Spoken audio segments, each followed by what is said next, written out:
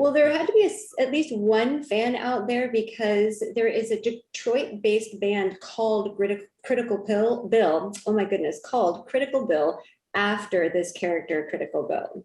He was worthy of something like that. He's worthy of a band moniker. Vicious soul. But I guess just to tie it back into Reservoir Dogs, looking at how overly complicated Things to Do in Denver is, and like really Reservoir Dogs is a very simple story, just rearranged, you know, in the way Tarantino does to make the narrative a little more interesting. Yeah, well, I did find so good. Go ahead, Steve. I was going to say it, you know, his scripts complicate themselves. He's not creating the complication. You know what I'm saying? Like they were trying to add in all these layers of things to make the story more interesting. And this, like, life is complicated in his stories. That's what it is. It's like a very simple sort of idea. And then what would happen if everything went wrong? Right.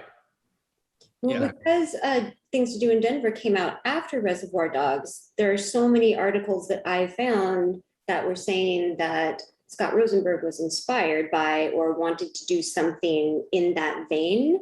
But Roger Ebert claims that when he did the review for Things to Do in Denver Are Dead, Scott Rosenberg actually sent him a copy of the script, the manuscript, which was done and written well before Reservoir Dogs was ever released. So he claims that this was kind of his idea first. Who's the claim?